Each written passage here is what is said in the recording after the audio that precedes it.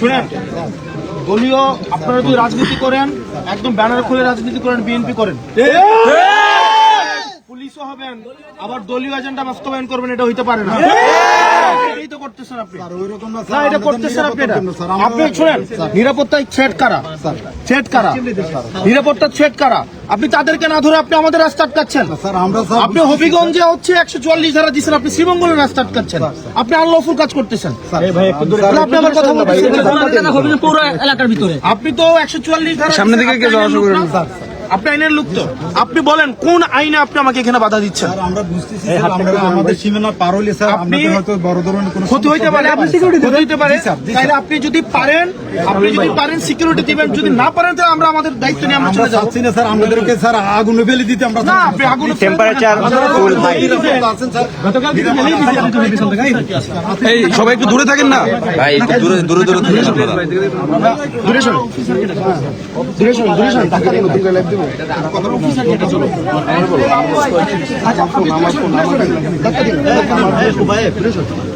একবার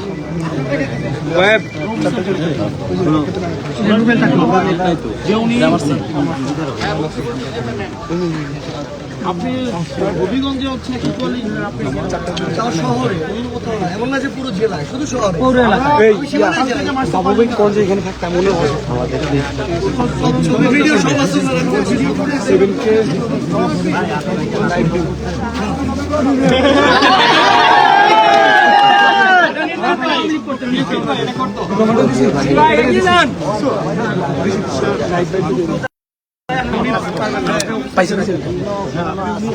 আপনি আমার পাশে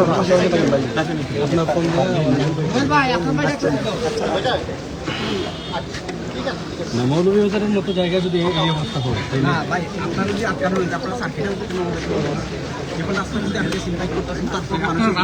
আপনারা তো মৌলভীবাজারের পুলিশ, আমাদেরকে তো সার্কিট হাউসে কোনো একটা নোটিশ পাঠাইতে পারতেছেন যে আপনারা বের হয়ে না, তাহলে এখানে কেন এরকম?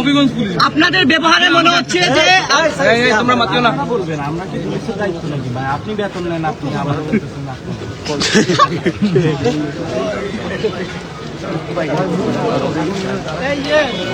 সন্ধ্যা হয়ে গেলে পাহাড়ের মতো সন্ধ্যা করতে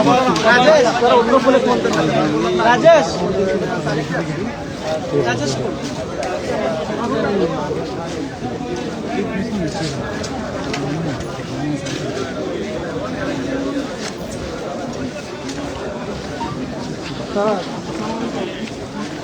এবার এই আপনি এখান থেকে চিনতে বুঝছেন, এখানে কি জন্য বুঝছেন?